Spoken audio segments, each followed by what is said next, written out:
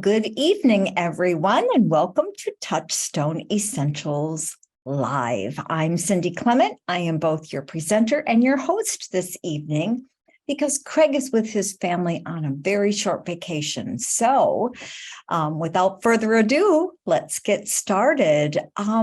Tonight's presentation covers a class of pesticides. They're known as organophosphate pesticides. From here on out, we're going to call them OPs, just for short, OPs, organophosphate pesticides. There are approximately 30 to 40 OPs that they're currently being used in a variety of formulations in the United States.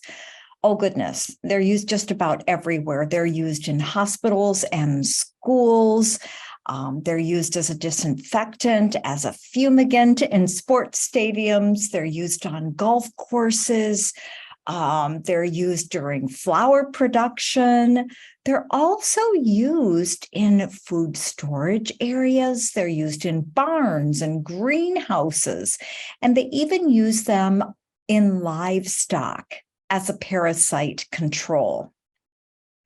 Now, OP pesticides are also used, of course, commercially to control insects on, let's say, plant crops, as well as cotton. So the food that we're eating, as well as cotton. Now, what really interests me is that in the California Central Valley, OPs are used on nuts and fruits and vegetables and legumes and sugar beets and things like that. In South Florida, they're also used on citrus trees. And in the Red River Valley of Minnesota and North Dakota, on top of all these other plants, they're used predominantly on wheat and potatoes. Of course, some of the other plants as well, but especially the wheat and the potatoes. In North Carolina, OPs are used on tobacco. And in the Willamette Valley of Colorado, they're used on berries and hazelnuts, on onions and squash and mint, and even Christmas trees. Now, OPs are also used in home gardening. They're on certain no-pest strips, and they're also used to treat human head lice. So these organophosphate pesticides, these OPs, are just about everywhere. Now, the Environmental Protection Agency lists the foods with the highest OP exposure as those that are most frequently consumed by children. So, such as the snap beans, the watermelons, potatoes, pears, and apples. Tell me a kid that doesn't like any of those things. So, when we talk about the term half-life, you may recall, because I've used it before, that this refers to the time it takes for the concentration of a particular substance to fall to 1/2 of its initial value. And again, so the half-life, half value. So the half-life of non-persistent OPs can range from simply hours to weeks. But they affect the immune system, the neurological system, as well as the endocrine or hormonal system. Now, there's one particular non-persistent OP, and it's called diazinon. It doesn't bioaccumulate in the body, and it can actually be eliminated from the body within 12 days. However, if the individual is repeatedly exposed, its metabolites are continuously being detected in urine. And what this indicates then is a very chronic, albeit low-level exposure. So diazinon's primary target in the body is the brain and nervous system.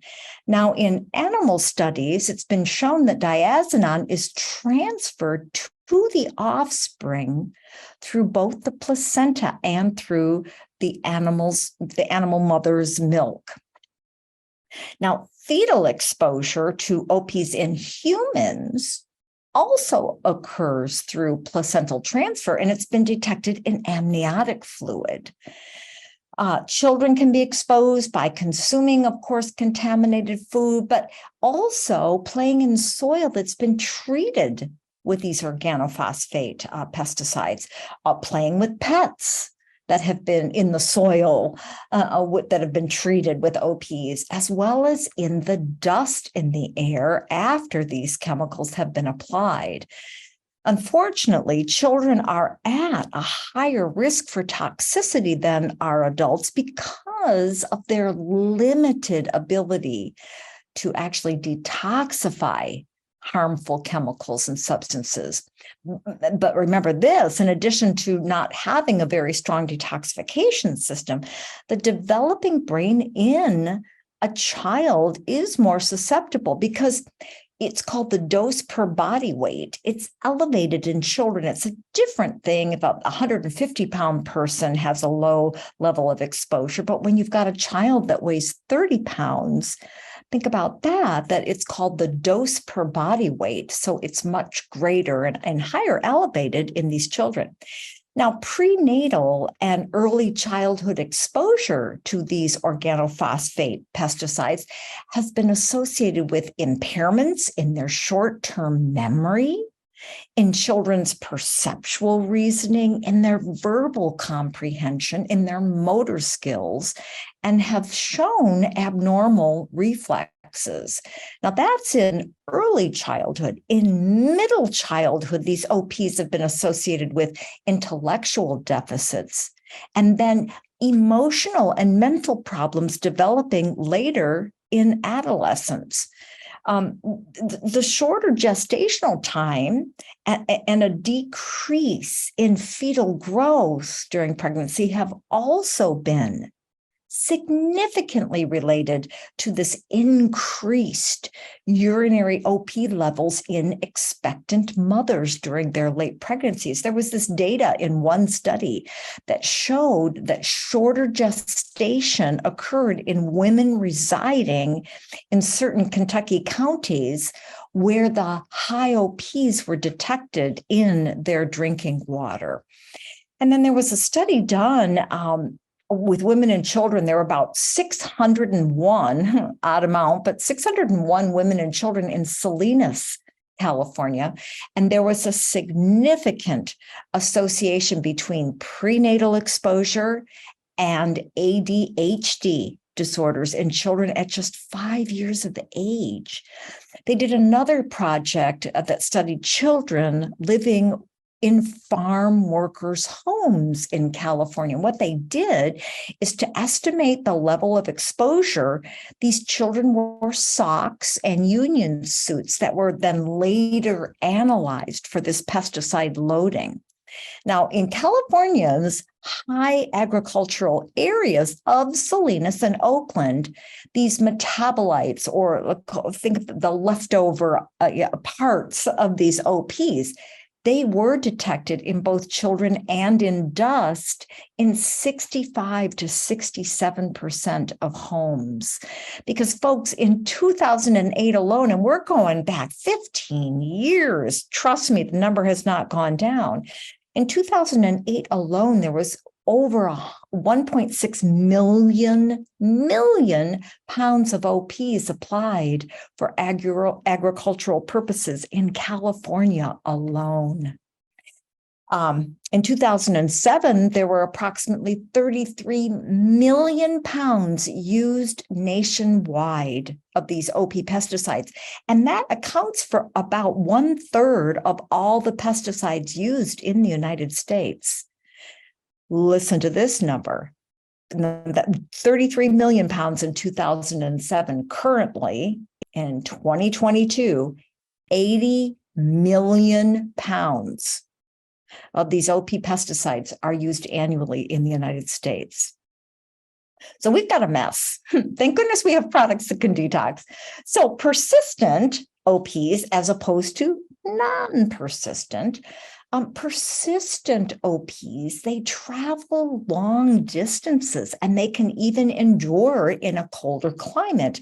They've been detected in both the Arctic and the subarctic regions. And our OPs aren't used there.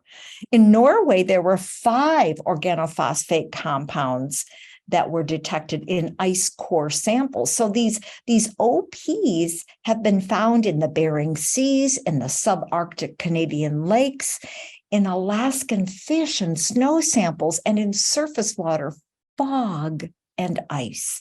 So depending on climate conditions, the half-life of these persistent OPs in soil can be anywhere from 1 month to 1 year. But listen to this. After washing from soil into the streams, OPs remain for a really long time. And then they develop these concentrations that exceed the EPA's level of concern. These organophosphate pesticides are frequently detected in groundwater and in surface water, especially where I live in the Midwest, where it is applied really quite heavily. Now, there's another OP pesticide called atrazine, and its half-life, listen to this, its half-life, remember that's the amount of time where half of it is decomposed. Atrazine's half-life in the environment is estimated to be 77 years in lakes. And they discovered this after having been extensively applied in the Great Lakes area, which of course is where I live because I live in Michigan. So the estimates show that due to the runoff of, from the soil to the water, as well as this atmospheric deposition, so, being deposited from the atmosphere as it travels these long distances, the annual input of atrazine to Lake Superior is approximately 2,000 pounds per year, with 20 to 50,000 pounds entering Lakes Erie and Ontario. Now, you got to imagine that the fish are going to accumulate some of these OPs in their bodies, and they're going to reach levels sometimes 100 times greater than the levels actually detected in the water. So OPs they're sprayed from airplanes to cover agricultural crops, but they're also used to kill weeds on highways, near railroads, or near those high voltage power lines. And to me, this is really, the whole thing is kind of a mess, but pesticide drift onto fields is really a problem for organic farmers, and they have more negative consequences because they've got these certain land stewardship requirements that have to be followed for organic certification. But this drift from pesticides being sprayed from airplanes is not covered by any state or federal law, and crop insurance does not cover damages caused by the pesticide drift. So this is just another reason to support our local and really national organic farms. Now, human exposure mainly occurs from ingesting contaminated food, so either the plants or animal products, as well as individuals, of course, who work directly with these chemicals. But exposure can occur when coming in contact, again, with contaminated dust from those airplanes spraying it, or near farms or manufacturing facilities, or hazardous waste sites that contain OPs, or even in your home garden. Powders, shampoos, and sprays that are used to control fleas and ticks in animals, especially cats and dogs, can also contain OPs. Now, I've got a website up here, and I want you to, either take a screenshot of it with your phone or a screenshot with your computer, because those living near farms or near what we call a national priority list site, so they're called NPLs, they're called Superfund sites, and these are the sites that the EPA has to clean up because they're so toxic. if you're living near one of these farms where the airplane goes over, or you live near one of these national priority sites, of course, you risk higher exposure, as do individuals living near landfills where these OPs have been dumped. So there's the link, and you can find anywhere, any of your family, yourself, your friends, you can go to this by state and you can find exactly where these super fun sites are located. And my goodness, you wouldn't believe how many there are. But OP exposure has been related to autoimmune disorders, hypersensitivity, immunosuppression, especially in those occupationally exposed. And of course, the concerns exist for children playing in parks and playgrounds where these OPs have been applied. Now, OPs, and this I think is really fascinating, OPs are considered harmful in the human body at levels over 3 parts per billion. So it doesn't take much to cause problems in the body. But here's the analogy. You're thinking, well, how do I know what 3 parts per billion is? Here's an analogy that we use to describe parts per billion, and that would be 1 pinch of salt on 20,000 pounds of potato chips. That's 1 part per billion. So when we're talking about OPs being considered harmful at levels at 3 parts per billion, right? That is a lot of potato chips, right? So remember, exposure can occur by digging in dirt where OPs are applied, such as your home garden or wherever, or a park or anything like that, or by drinking contaminated water, by ingesting the plants, or by consuming the meat and the milk from the cattle or the fish that have been exposed to different pesticides and chemicals. But the good news is, now that I've completely depressed you, now we're going to talk about the good stuff, folks, I promise. The good news is several of these organophosphate pesticides decreased to undetectable levels in a study of school-aged children when they consumed an organic diet. But interestingly, the levels returned to higher amounts once again when that non-organic diet was reintroduced. So once again, this is the importance of consuming foods as much as you can from organic sources. As non-persistent OPs can be completely eliminated as we exhale, as we breathe out in our stool, in our feces, as well as in our urine, in just 12 days or less. But remember, that's if the exposure does not continue. And remember that fetal exposure is occurring from these OPs through the placental transfer as well as nursing. So we have to detox just about everyone, especially those of childbearing age. So how are we going to do that? Well, let's start detoxification with zeolites. Zeolite is a mineral compound, and it's created when lava hits seawater. And this process can take thousands or even millions of years. In fact, scientists estimate that the first zeolite minerals formed over 300 million years ago. And the name zeolite, it originates from the Greek word zeo, which means to boil, and litos, which means a stone.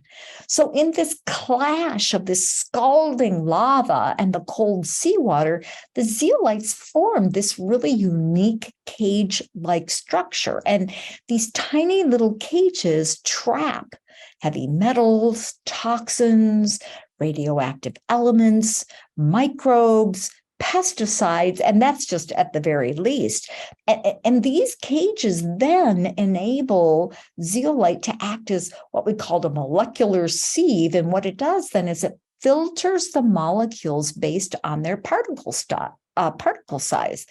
And their negative surface, they have a negative surface charge, and this loosely binds minerals such as sodium and potassium and calcium, and then it replaces them with the large ions and heavy metals. So in other words, zeolites can pick up the bad stuff and replace it with the good stuff. A clinical review of zeolites published there's a peer-reviewed journal called Frontiers in Pharmacology. It was published in 2018. It states that zeolites have a positive effect on the brain. It assists the immune system, and it assists with bone regeneration, and that zeolites' properties include detoxification, their antioxidant effects, as well as support for the gut microbiome. So we all need to be taking a few drops and a few sprays every single day, don't we? My goodness. Next in our detoxification arsenal is CBD. Why? Well, when our systems are challenged by viruses or bacteria or other microbes, or maybe even an injury or a toxin or just stressors, our endocannabinoid system fights to get everything back to normal as quickly as possible. And this is called homeostasis. Now, a deficiency or a dysregulation of the endocannabinoid system, or what we call the ECS, when you have that deficiency or that dysregulation, it literally throws everything off balance in our body. And when the body systems are unbalanced, we develop disease over time. And the dysregulation of the endocannabinoid system has been shown to play an important role in almost all disease pathology. Now, the ECS was discovered in 1992, so just about 21 years ago, or actually, that's 31 years ago. My goodness, time flies. The ECS was discovered in 1992 at the Hebrew University in Jerusalem. So simply think of it as a master regulator of all of our body systems. And to date, 2 cannabinoid receptors have been identified in both animals and in human tissue, and they are CB1 and CB2. Now, the CB1 receptors are primarily found in the brain and nervous system, which we know pesticides affect, and the CB2 receptors are primarily found in the peripheral organs as well as the immune system, which we know that pesticides affect. So when an imbalance is detected within our internal environment and within our body, the body then produces its own endocannabinoids that interact with the body's own cannabinoid receptors. And this stimulates a chemical response that works to return those physiological processes back to that state of balance or homeostasis. However, in some cases, there can be a deficiency in the ECS signaling. Now, reasons as to why this condition occurs can range from our body not making enough endocannabinoids, our body's not producing enough cannabinoid receptors, or even outside sources such as medications or poor food choices that can decrease this endocannabinoid system signaling. Now, the good news is that the plant cannabinoids contained in cannabis can be used to supplement this deficiency. So by stimulating and supporting the ECS, we can find relief from a multitude of conditions and illnesses in our body. And CBD provides, as well as, not just kind of feeding our endocannabinoid system, but it also provides this antioxidant effect in our body and these anti-inflammatory effects. And when we increase antioxidants and we reduce inflammation, folks, that is a form of natural detoxification.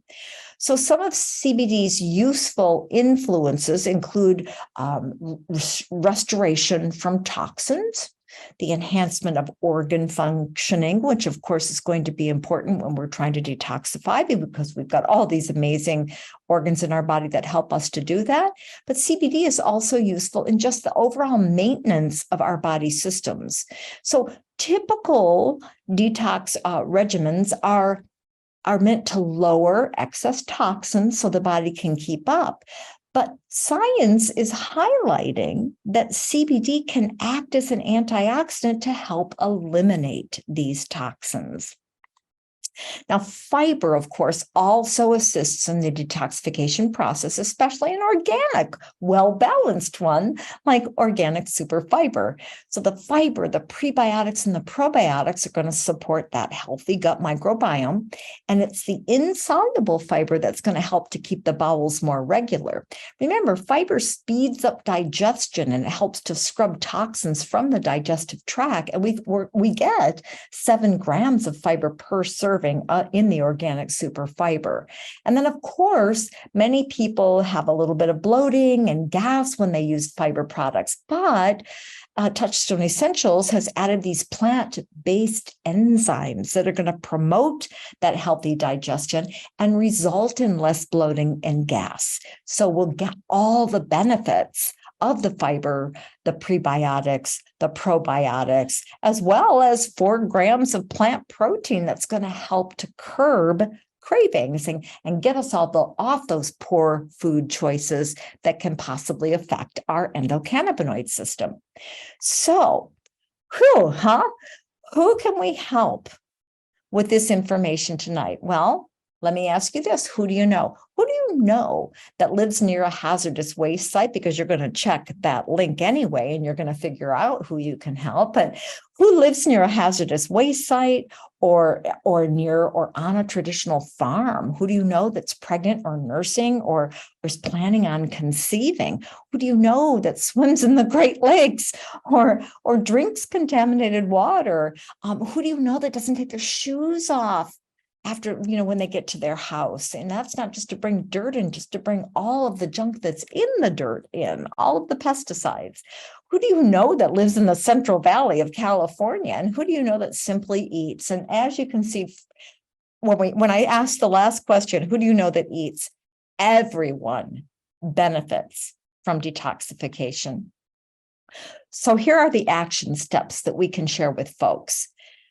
Don't wear your work shoes inside the home or any clothing that was worn while applying pesticides, or for that matter, any of these chemicals, and make sure to launder this protective clothing outside of the home, if at all possible. And instead of spraying all those chemicals, better yet, visit the Gardens Alive website. You see it right there on the slide. It's just gardensalive.com.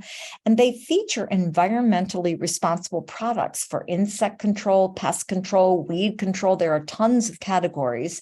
We have used Gardens Alive in both inside of our home as well as outside of our home and in our gardens for over 25 years. It is a great, great company. So if you don't have someone that you're using for environmentally responsible products, as well as, I should say, human responsible products, so they're not going to be toxic to us either. And I have a great story to tell you someday about a gentleman who tried to get us to spray pesticides in our cupboards, but I bought little moth tents from Gardens. It's a funny story, but I won't go into it right now. But Gardens Alive went to their website and bought these little tents with sticky stuff on the inside and caught all the mealy moths, and voila, we got rid of them without spraying chemicals. So it's a great, great company.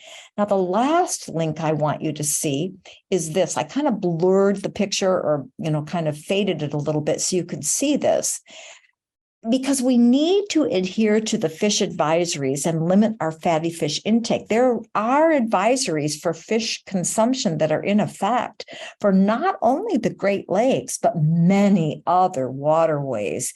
And all you need to do is to just, in your Google search or whatever you use, just type in National Listing of Fish Advisories, EPA, and it will take you directly to the website. And you can search again by state, by lake, by river, and you can find if you should be eating the fish that you caught last weekend. Now, another thing that we can do is we can wash all of our fruits and vegetables, organic or not, and get the dirt off, because we don't know if the dirt contains any of these OP pesticides.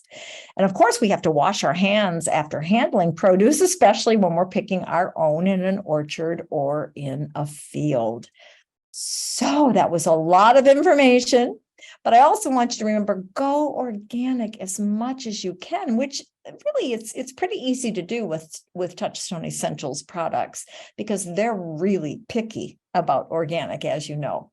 So folks, that concludes this evening's presentation. I hope you found it useful. I hope you understand the importance of avoiding chemicals as much as possible, but that we can counteract that exposure by the amazing products that Touchstone Essentials offers us.